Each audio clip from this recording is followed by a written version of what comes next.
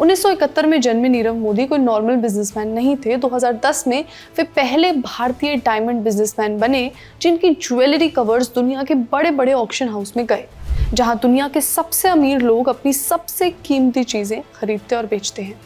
2013 में फोर्ब्स की Indian billionaires list में उनका नाम था। न्यूयॉर्क, लंदन, मकाओ, हांगकांग में उनके बुटीक्स थे। बड़े बड़े फिल्म स्टार्स उनके गहने पहनते थे। दुनिया की नज़र में एक बेहद कामयाब और ग्लैमरस नाम। और इसी चमक के पर्दे के पीछे था एक फ्रॉड का आर्किटेक्ट, जो आगे चलकर भारत के बैंकिंग हिस्ट्री का सबसे बड़ा घोटाला बन गया। ये घोटाला है पंजाब नेशनल बैंक यानी पीएनबी का। बिजनेस स्टैंडर्ड के मुताबिक ये फ्रॉड करीब 13,850 करोड़ रुपए का था और 2018 तक चलता रहा। तरीका था लेटर ऑफ अंडरटेकिंग यानी LOU। इसको एक बार समझते हैं। मान लीजिए आपको विदेश में लोन चाहिए। आप जाते हैं अपने भारतीय बैंक के पास और कहते हैं कि एक गारंटी लेटर दे दो। मतलब बैंक वो लेटर दे देता है। उस लेटर को देखकर विदेशी बैंक आपको लोन दे देता है, यानी विदेशी बैंक भारतीय बैंक के भरोसे पर आपको वो लोन देता है।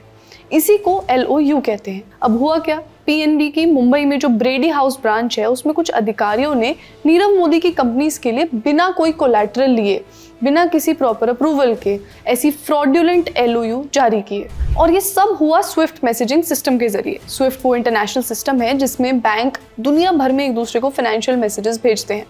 लेकिन इन सारे ट्रांजैक्शंस का पीएनबी के कोर बैंकिंग सिस्टम में कोई रिकॉर्ड ही नहीं था। बैंक के बाकी अधिकारियों को पता तक नहीं था। 7 साल तक ये सब चलता रहा, लगभग 7 साल। तो पकड़ा कैसे गया?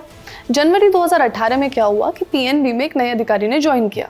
नीरव मोदी की कंपनियों ने फ्रेश LOU मांगी। वही LOU का मतलब जो गारंटी देता है इंडियन बैंक एक फॉरेन बैंक को।